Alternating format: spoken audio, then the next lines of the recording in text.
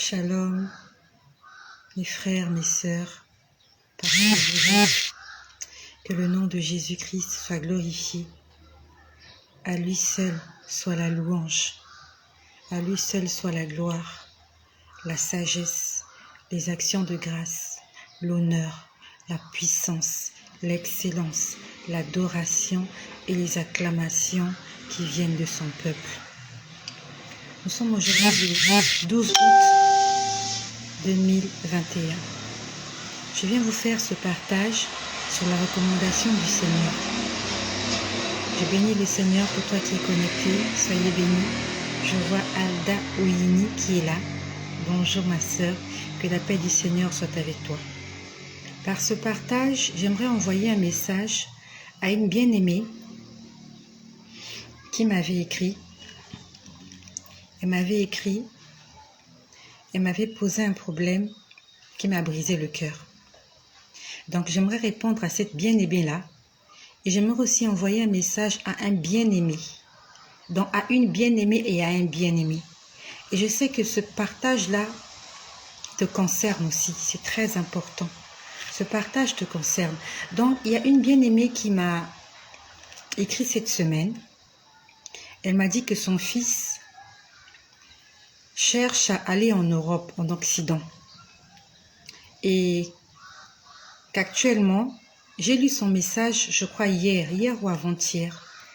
Elle m'a fait un vocal et qu'actuellement son fils est en Tunisie et qu'il est en train de tout faire pour aller en Espagne.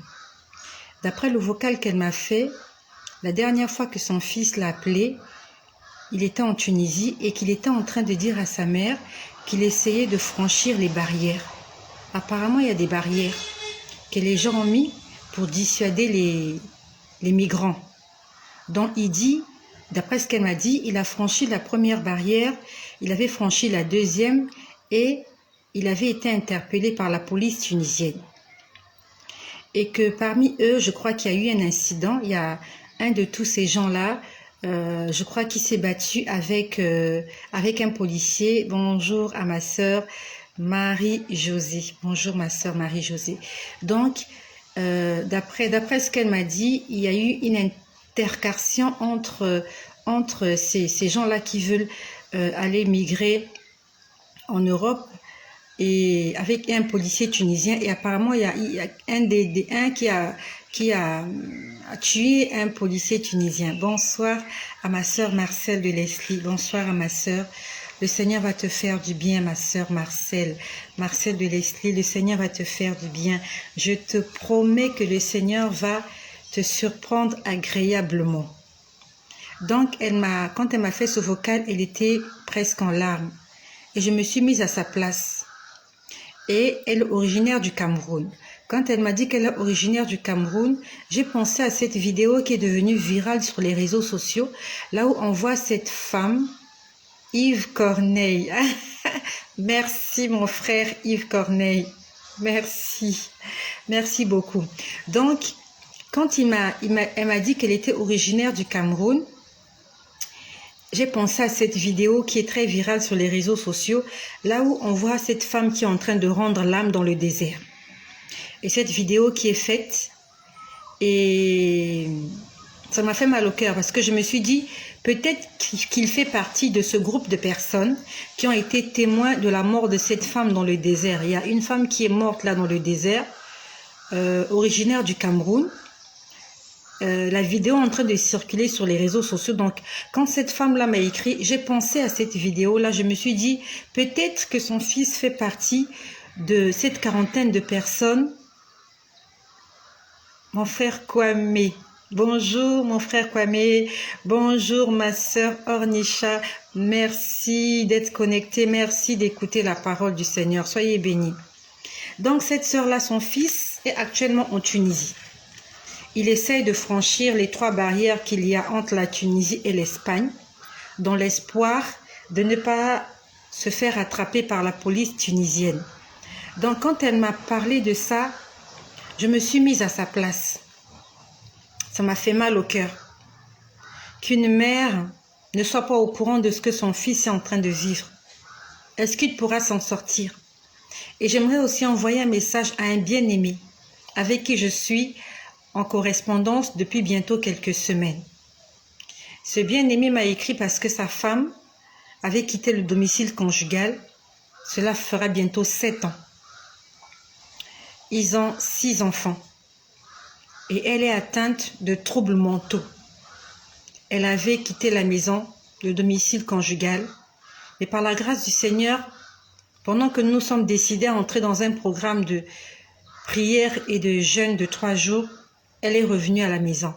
Mais malheureusement, là encore, elle a fait une fugue et elle est partie.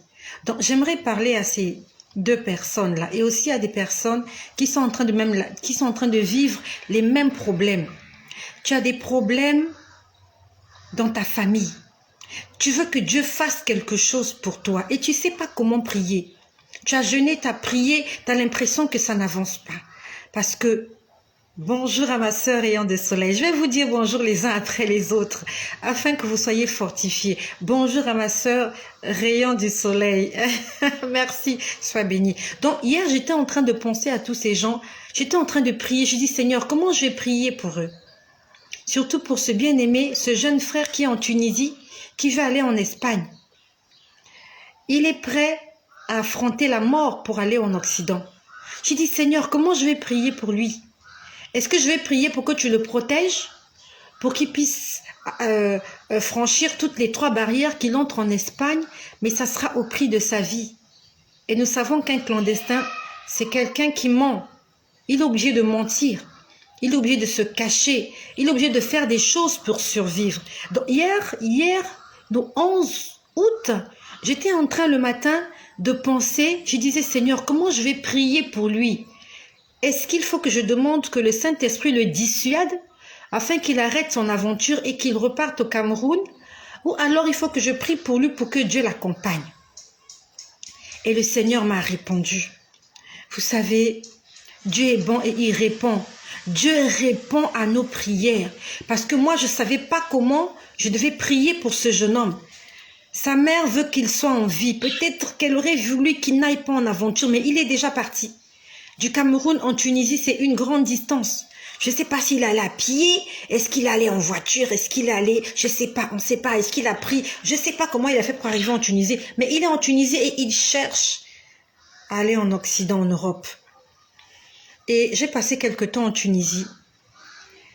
Les Africains à la peau noire ne sont pas les bienvenus dans le Maghreb. Ils ne sont pas les bienvenus.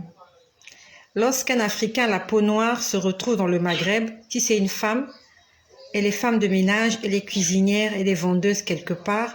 Si c'est un homme, il est vigile. Et j'ai beaucoup de sœurs comme ça avec qui je suis en correspondance, qui sont au Maroc et en Tunisie. Ce sont des ménagères, ce sont des nounous dans des maisons qui travaillent 24 heures sur 24. Elles vivent même dans ces foyers-là. Elles n'ont pas de vie. Elles sont libérées le week-end, mais c'est pas facile. Donc, je disais, Seigneur, comment je vais prier? Le Seigneur m'a dit, j'ai envie de faire une alliance avec vous. Donc, j'envoie un message à cette maman-là qui a son fils, qui est en Tunisie. Il a traversé le désert. Il a franchi beaucoup d'étapes. Il est en train de voir l'Espagne à distance, mais il ne peut pas parce qu'il y a des barrières. Il a fait un vocal à sa mère, il a dit, j'ai envie de franchir ces 3 barrières. Il a dit, on a essayé, on est arrivé jusqu'à la 2e et on n'a pas pu. J'envoie un message à une maman qui est en train de souffrir pour son enfant. J'envoie un message à un homme qui souffre pour sa femme. J'envoie un message à une femme qui souffre pour son mari, pour ses enfants. J'envoie un message à quelqu'un qui est en train de souffrir. Le Seigneur m'a dit, j'ai envie de faire une alliance avec vous. Le Seigneur veut faire une alliance avec chacun d'entre nous. Une alliance, c'est une union. Une alliance, c'est une union que contractent 2 personnes. Une alliance, c'est un contrat d'engagement mutuel entre 2 personnes ou plusieurs personnes. Une alliance, c'est un pacte. Une alliance, c'est un accord. Le Seigneur veut faire un accord, il veut faire un deal avec nous. Et un deal, ça se fait entre deux personnes ou plusieurs personnes. Mais là, ça va se passer entre toi et Dieu. Vous allez faire un deal. Le Seigneur m'a dit qu'il veut que vous puissiez faire un deal, une alliance. C'est comme un mariage. Un contrat là où il y a deux signatures qu'on appose. La signature de l'époux et de l'épouse. La signature de l'employeur et la signature de l'employé. Et chacun a sa part de responsabilité dans l'accomplissement et dans la bonne marche de ce contrat. Toutes les deux parties doivent faire en sorte que ce contrat puisse aboutir de façon positive. Et nous savons que Dieu, il est fidèle. Quand il a dit une parole, il accomplit. Notre Dieu est fidèle. Le problème, c'est que c'est nous qui ne sommes pas fidèles. Le Seigneur m'a dit, va leur dire que j'ai envie de faire une alliance avec eux.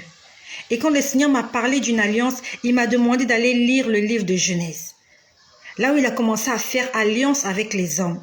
Je suis allée lire dans le livre de Genèse à partir du verset 6.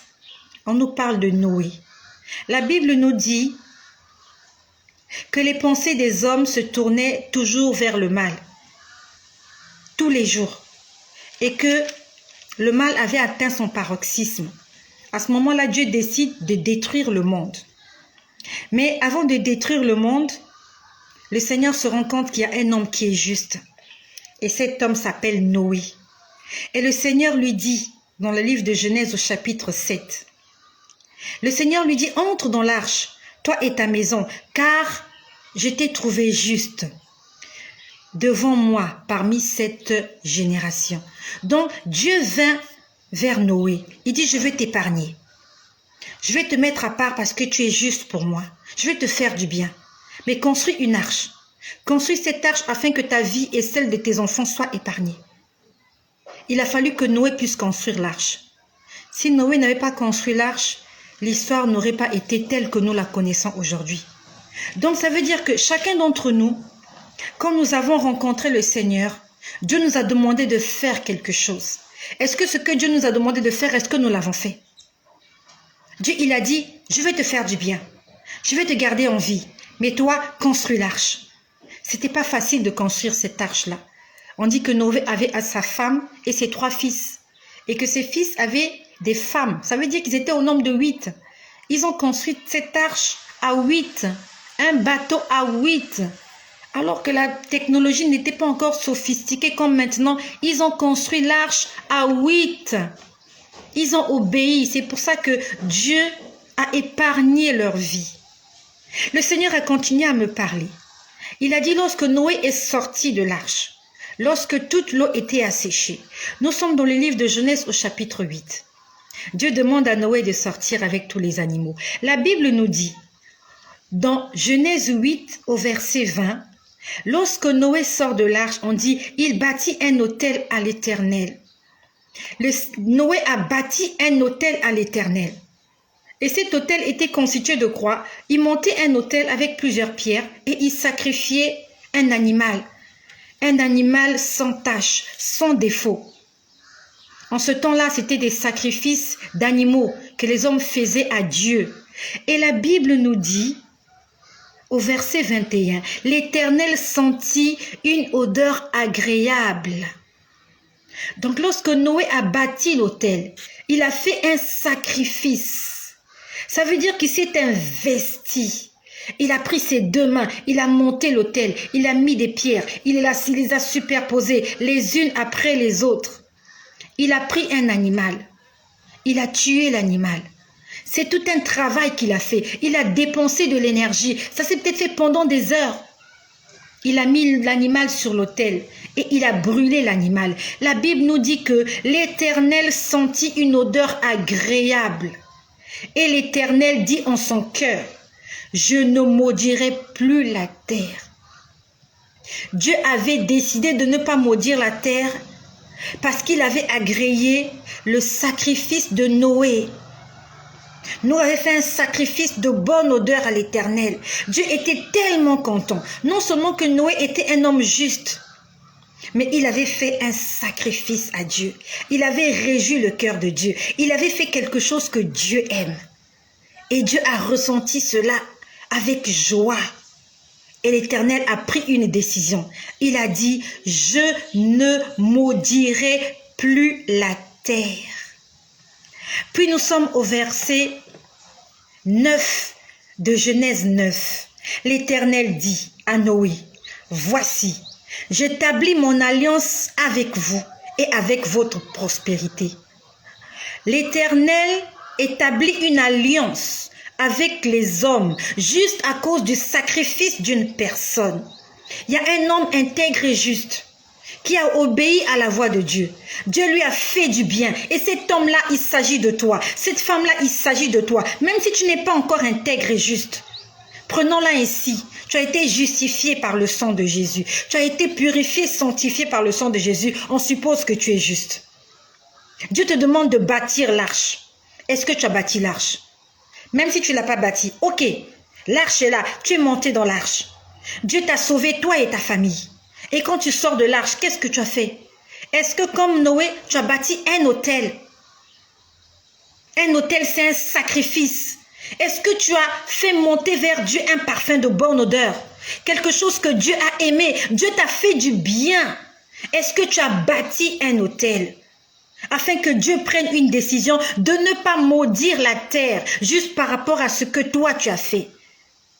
Et là, il ne s'agit pas de la terre, il va s'agir de ta prospérité, de ta postérité.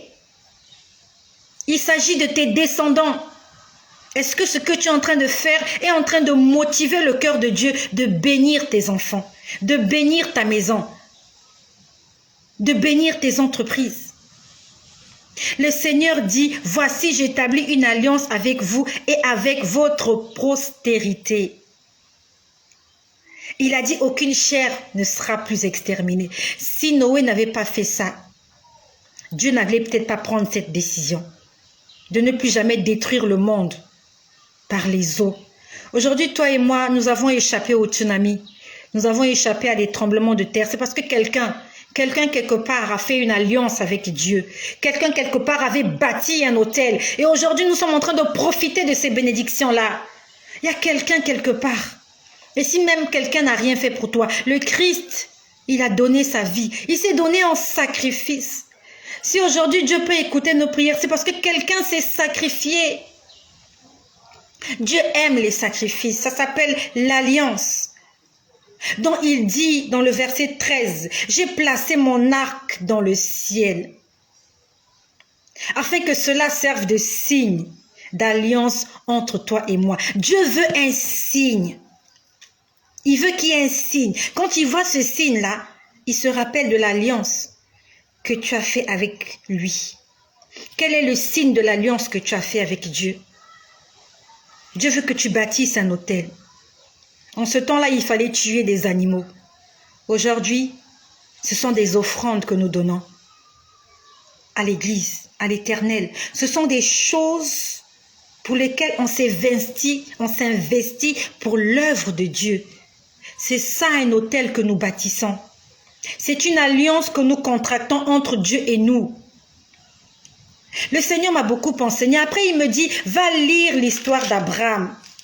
Lorsque je vais lire l'histoire d'Abraham, je vois comment Dieu a appelé Abraham. Il lui a dit, quitte la maison de ton père, va dans un lieu que je te dirai, je te bénirai, tu seras une grande nation. Au départ, c'était des promesses. Et lorsque nous arrivons dans le livre de Genèse au chapitre 12, Abraham a déjà quitté sa maison, la maison de son père.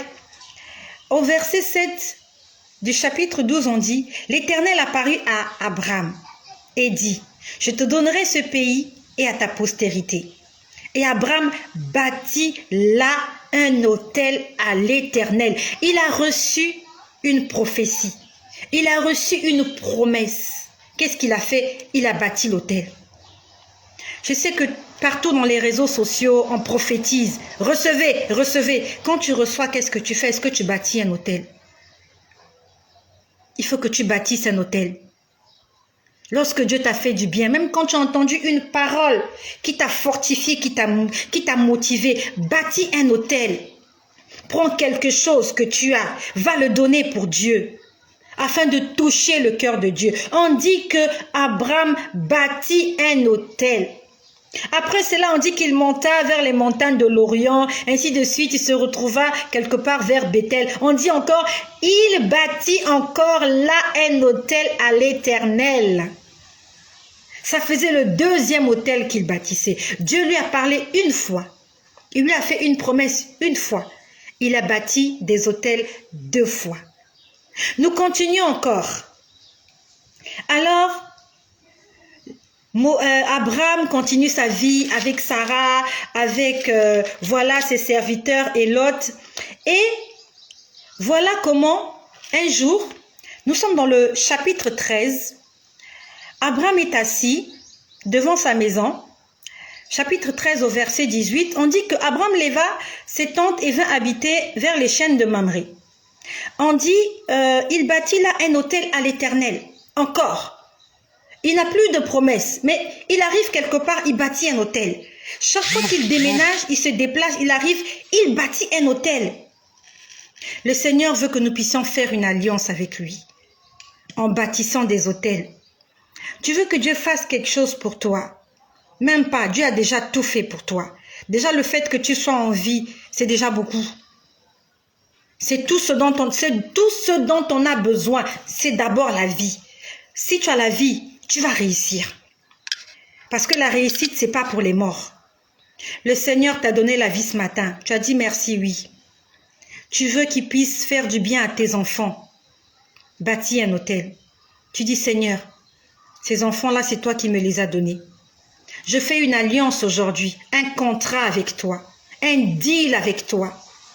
Voici ce que je donne pour ta gloire. Voici ce que je donne pour l'avancement de ton œuvre. Voici ce que j'envoie comme un parfum de bonne odeur sur ton trône.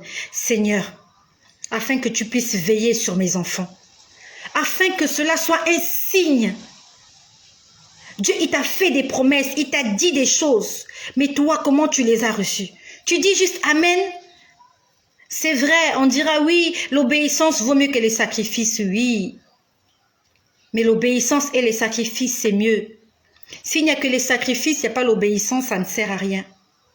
La Bible nous dit Noé était juste et il a bâti un autel à l'Éternel. Abraham était un homme obéissant, mais cela ne suffisait pas. Il bâtissait des autels. Accompagne ton obéissance avec des sacrifices de bonne odeur à l'Éternel. Donc nous lisons l'histoire d'Abraham. Alors on se retrouve, Lot se retrouve en captivité. Voilà comment Abraham, il prend 300 de ses guerriers. Ils vont combattre contre 3 rois. Tu peux le lire dans le livre de Genèse au chapitre 14. Abraham va en guerre contre 3 rois qui avaient pris en otage la ville de Sodome et Gomorrhe. Et voilà comment il va libérer Lot qui était prisonnier. Et la Bible nous dit, quand il vient de la guerre, il rencontre celui qu'on appelle Melchisédek. Nous sommes dans Genèse au chapitre 14 au verset 18. On dit que Melchisédek, roi de Salem, fit apporter du pain et du vin. Et il bénit Abraham. Abraham vient d'une guerre. Il est fatigué. Il rencontre un homme qui le bénit. Et Melchisédek dit, « Béni soit Abraham par le Dieu très haut, maître du ciel et de la terre. Béni soit le Dieu très haut qui a livré tes ennemis entre tes mains. » Et on dit, « Et Abraham lui donna la dîme de tout. » Melchisédek, roi de Salem, il vient à la rencontre d'Abraham, il le bénit. Abraham n'a pas demandé la bénédiction. Melchisédek l'a béni. Et on nous dit que Abraham lui a donné la dîme de tout. Ça s'appelle un sacrifice. Il a reçu la bénédiction. En retour, il donne à Dieu un sacrifice qui va toucher le cœur de Dieu. C'est ça le signe. Et il y a un livre de souvenirs. J'ai pas envie d'entrer là pour ne pas sortir du contexte. Vraiment, j'ai pas envie d'entrer dans le contexte de livre de souvenirs parce que c'est quelque chose que je vois à l'église. Tout ce qui se passe à l'église, il y a un ange qui est là, qui note tout. Tout ce que nous faisons est noté. Que ce soit à l'église, que ce soit dans nos maisons, partout, tout ce que nous faisons est noté. Qu'est-ce qui est noté dans le livre de souvenirs te concernant? Est-ce qu'il y a quelque chose que tu as fait pour Dieu et que tu peux rappeler en souvenir? Tu dis, Seigneur, souviens-toi de ce que j'ai fait. Seigneur, souviens-toi. Est-ce qu'il y a un souviens-toi dans ta vie? Est-ce qu'il y a un souviens-toi de l'Éternel dans ta vie? Ou bien tu dis juste, Seigneur, bénis-moi. Seigneur, je souffre. Seigneur. Est-ce qu'il y a un livre de souvenirs où là où on ouvre la page de ta vie, on dit oui, voilà ce qu'elle a fait, voilà ce qu'elle a fait. On peut le lire dans l'histoire d'Esther. Mardoché, son oncle, il avait tout fait pour que le roi puisse échapper à un complot. Et un jour comme ça, le roi était calme, il a dit, lisez-moi le livre des souvenirs. À ce moment-là, il se rend compte que Mardoché avait fait quelque chose pour sauver sa vie. Et il a fait du bien à Mardoché. Si un homme peut se souvenir du bienfait d'un autre homme, à combien plus forte raison Dieu? Touchons le cœur de Dieu. Et quand je parle de ces choses, je ne parle pas qu'à vous, je parle aussi à moi. Je suis une mère. Aujourd'hui, cette femme m'a écrit, son fils se retrouve en Tunisie. Il a traversé le désert. Hier, je lui ai fait un message, je lui ai demandé, est-ce que tu as les nouvelles de ton fils? Elle ne m'a pas encore répondu. Je me mets à sa place, combien c'est stressant de ne pas être à côté de son enfant. Combien c'est stressant de ne pas avoir pouvoir pu le retenir à la maison. Il a travaillé pendant je ne sais combien d'années. Il a fait des économies. Pourquoi? Pour aller les dilapider dans une route où peut-être il ne reviendra plus. C'est le Seigneur qui m'a donné ce message pour cette femme qui a son fils en Tunisie, qui veut traverser les barrières pour aller en Espagne. Il m'a donné ce message pour cet homme dont la femme souffre de troubles mentaux. Elle a perdu toutes les capacités. Il est malheureux, ce monsieur. Le Seigneur m'a dit qu'il veut faire alliance avec vous. Non seulement avec vous, mais avec toutes les personnes qui sont en train d'attendre que Dieu agisse dans leur vie. Et même si tu as déjà tout ce que tu veux, fais un autel à l'Éternel pour les choses qu'il t'a déjà données. Et pour celles qui ne t'ont pas encore données, tu peux aussi faire un autel. Dieu t'a promis le mariage. Tu n'as pas encore eu le mariage. Fais une offrande. Tu dis, Seigneur, ça c'est pour le mariage que tu m'as promis. Tu n'as pas encore un enfant. Fais une offrande. Tu dis, Seigneur, ça c'est pour l'enfant que je vais avoir. Les gens ont dit que je suis stérile, mais je suis en train de faire une offrande. Ça touche le cœur de Dieu. Isaac est venu après que son père ait touché le cœur de Dieu. Lorsqu'il était là assis, on dit, alors je vais aller plus loin. Il était là assis quand il a reçu les 3 hommes qui devaient aller détruire Sodome et Gomorrhe. Quand il les a vus, il les a invités dans sa maison. Il leur a offert de l'eau à boire. Il leur a lavé les pieds. Il a demandé à Sarah de faire à manger. Il est parti, il a pris un veau, il a tué un animal pour faire à manger à ces 3 hommes-là. Et la Bible nous dit qu'avant qu'ils n'aillent détruire Sodome et Gomorrhe, ils ont béni Abraham. Ils ont béni Abraham. Ils lui ont dit l'année prochaine à la même époque, ta femme Sarah sera enceinte. Même si Sarah avait rigolé, mais le cœur de Dieu était déjà touché. Pourquoi? Parce que Abraham s'était sacrifié. Il est allé vers eux, il les a reçus. Il leur a fait à manger. Le cœur de Dieu est touché lorsque nous investissons dans son royaume. Lorsque nous faisons quelque chose, lorsque nous posons un acte pour lui. Ça touche le cœur de Dieu. Même si Sarah avait ri, l'année qui venait, elle a mis au monde Isaac. Non seulement que Dieu a béni ce couple, mais le Seigneur lui a révélé un secret. Il a dit, cacherai-je à mon serviteur ce que je ferai? Il dit, je ne peux pas cacher cela à mon serviteur. J'ai été trop marqué. Il lui a dit, je vais détruire Sodome et Gomorrhe. C'est à ce moment-là que Abraham se met à intercéder pour son neveu Lot. Si Abraham n'avait pas fait cet acte, il n'aurait pas eu la révélation que Sodome et Gomorrhe allaient être détruits. Il n'allait pas intercéder en faveur de Lot. C'est vrai que Dieu lui avait promis qu'il allait avoir Isaac. Mais peut-être que ça allait encore prendre du temps. Quand il a reçu ces 3 hommes dans sa maison, on lui a dit l'année prochaine. Ça veut dire que 1 an plus tard. S'il n'avait pas fait cet acte-là, peut-être que ça allait venir 5 ans plus tard. Le Seigneur veut que nous puissions faire une alliance avec lui, que nous puissions faire un pacte avec lui, que nous puissions faire un deal avec lui, qu'il y ait un accord entre lui et nous. Seigneur, voilà ce que je veux que tu fasses pour moi, mais voilà ce que moi je ferai pour toi. Parce qu'il veut nous garder à ses côtés. Il ne veut pas nous bénir et nous perdre. Dieu n'a pas envie de te bénir et de te perdre. C'est ce qu'il m'a dit. Il va te donner des richesses. Après, tu vas le fuir. Après, tu vas te pervertir. Il va te donner le mariage. Tu vas abandonner l'église. Il va te donner les enfants. Non, Dieu veut que tu fasses un deal avec lui.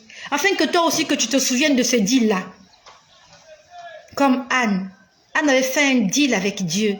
Nous connaissons l'histoire de Anne, la femme d'Elkana. Dans le livre de Samuel, 1 Samuel, elle était maltraitée, insultée par sa coépouse Pénina qui avait beaucoup d'enfants. Anne a fait un deal à Dieu. Elle a dit, Seigneur, si tu me donnes un fils, un garçon, je le mettrai à ta disposition. Ça a touché le cœur de Dieu. Dieu lui a donné en dehors de Samuel d'autres enfants. Dieu veut que tu puisses faire un deal avec lui. Je ne sais pas quel genre de deal tu vas faire. Dieu veut une alliance entre lui et nous. Afin que nous ayons une part de responsabilité dans nos engagements. Dans le livre de Philippiens, au chapitre 4, au verset 6, il est écrit « Ne vous inquiétez de rien. Mais en toute chose, faites connaître vos besoins à Dieu par des prières, par des supplications et par des actions de grâce. » Philippiens chapitre 4 verset 6. Ne vous inquiétez de rien. Faites connaître vos besoins à Dieu par des prières, il faut prier, par des supplications, il faut le supplier, et par des actions de grâce. Lorsqu'on parle d'action de grâce, le premier mot c'est une action. Ça veut dire que c'est quelque chose que tu vas faire. Quelque chose qui va attirer la grâce sur toi. Et si la grâce est déjà sur toi, il y a quelque chose à faire pour que Dieu puisse multiplier cette grâce. On ne parle pas de rendre grâce. Rendre grâce, c'est différent. Rendre grâce, c'est dire merci. Rendre grâce au Seigneur signifie dis-lui merci. Mais là, on dit action de grâce. Une action. Ça veut dire que tu te mets en action. Tu concrétises quelque chose que tu as décidé de toi-même.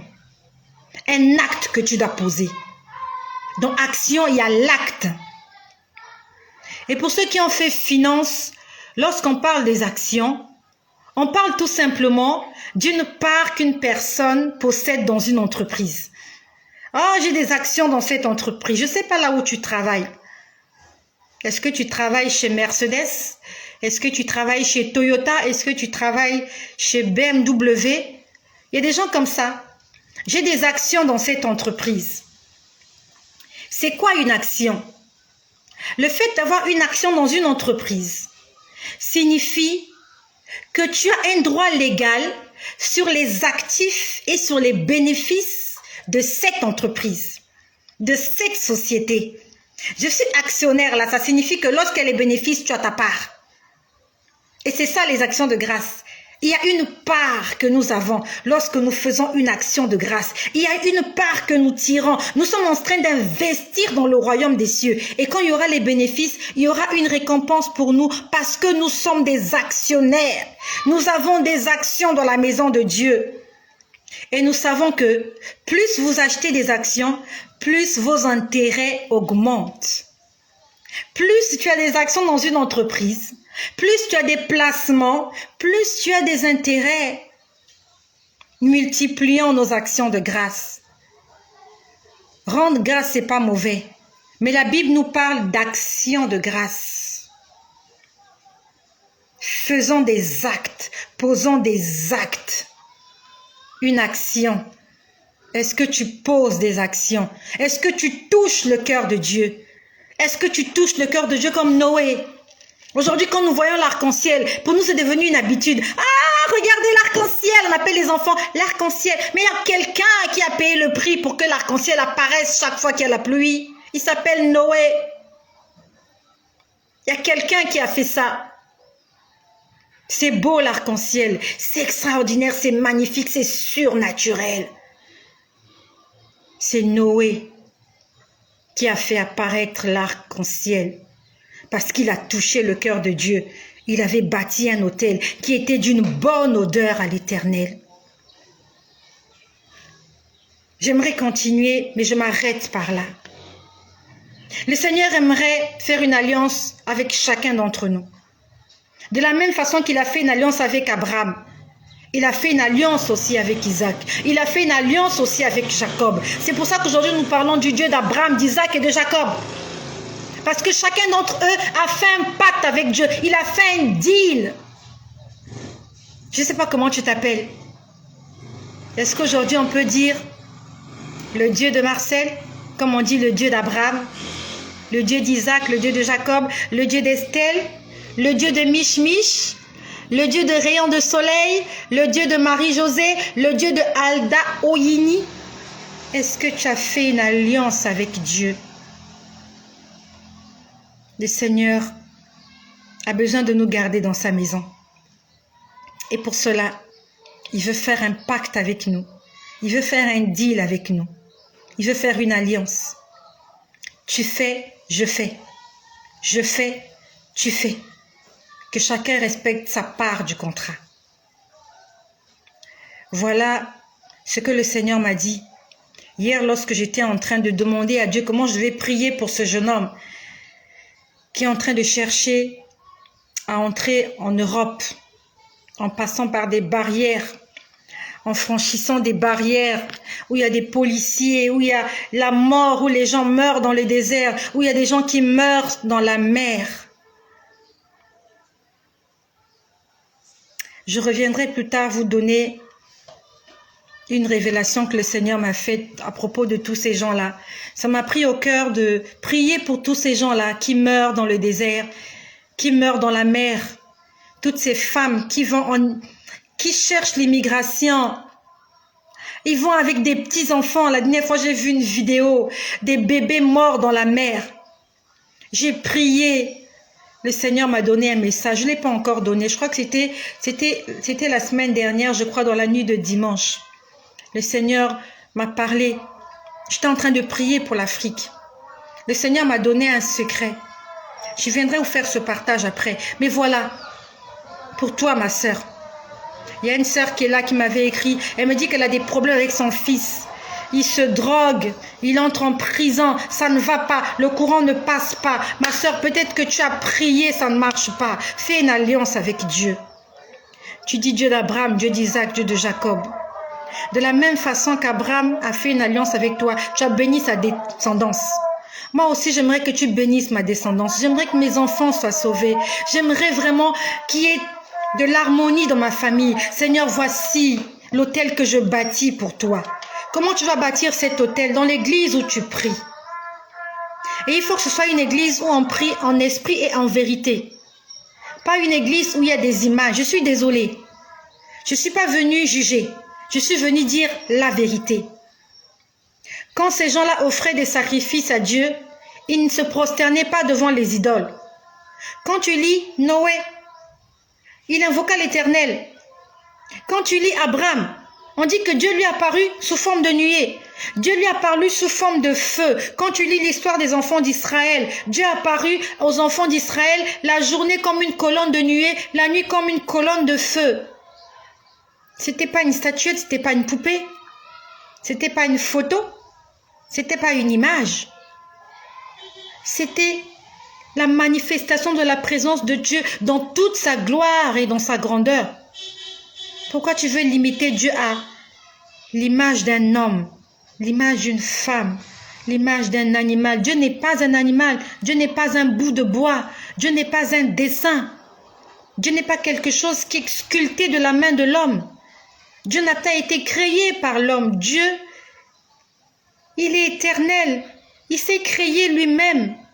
Pourquoi est-ce que tu veux te créer un Dieu? Pourquoi est-ce que tu veux fabriquer Dieu avec tes mains? C'est Dieu qui t'a fabriqué, c'est Dieu qui t'a créé avec ses mains. C'est pas à toi de créer Dieu avec tes mains, de lui donner une image, une forme, une taille, une couleur, une texture. Je sais pas. Fais un autel, bâtis un autel à l'Éternel. Tu prends quelque chose en rapport avec ce que ton cœur t'aura dit. Tu vas à l'église. Dans une église où il n'y a pas de photos. Dans une église où il n'y a pas d'image. Dans une église où il n'y a pas de dessin de Jésus, de Marie, des apôtres, je ne sais pas de qui. Tu vas dans le secret avec ton Dieu. Ce n'est pas la peine de faire du bruit. Fais-le avec ton Dieu. Quand ces gens-là faisaient des autels qui bâtissaient à Dieu, ils n'appelaient pas tout le quartier. Ils n'appelaient pas tout le village. Ils le faisaient avec leur Dieu. Même si tu vas le faire dans un orphelinat, va le faire seul. Ce n'est pas la peine d'appeler les réseaux sociaux. Ce n'est pas la peine d'appeler la télévision. La Bible nous dit que la main gauche ne sache pas ce que la main droite fait. Comment choisir la bonne église? Demande au Seigneur de te guider vers la bonne église. Il y a une sœur qui a posé la question. Demande au Seigneur de te guider. Mais je t'ai déjà donné quelques détails. Une église où il n'y a pas d'image. Une église où il n'y a pas de photos. Ou une église où on ne parle que de Jésus. Une église où on prêche la repentance, le retour de Jésus. Demande à Dieu de te guider. Il va te guider vers cette église-là. Parce que ce Dieu-là, il tient à ce que nous puissions lui bâtir des autels. Merci de m'avoir écouté. Merci à ma sœur Marie-Josée. Merci à vous tous qui êtes connectés. Merci de ce que vous allez partager ce message, afin que quelqu'un, quelque part, puisse aussi être édifié comme toi. Moi, c'est hier qu'on m'a parlé. J'ai eu ma part. Je veux aussi bâtir mon hôtel. J'ai 5 enfants. Ils sont tous en bonne santé, ils sont en vie. Je vais bâtir un hôtel pour rendre grâce au Seigneur et je vais aussi faire une action de grâce. Je dis, Seigneur, tu as protégé les enfants, merci. Mais voilà ce que je veux que tu fasses pour eux. Voici aussi cette offrande que je fais, cet hôtel que je bâtis. Comme une alliance entre toi et moi, comme un deal, comme un signe. Afin que cela soit écrit dans le livre de souvenirs, que tu t'en souviennes. Comme tu t'es souvenu pour Noé. Que tu te souviennes de ce signe que j'ai fait pour toi, de ce sacrifice que j'ai fait. Soyez bénis. Merci de partager ce message. Et que le nom de Jésus-Christ soit glorifié.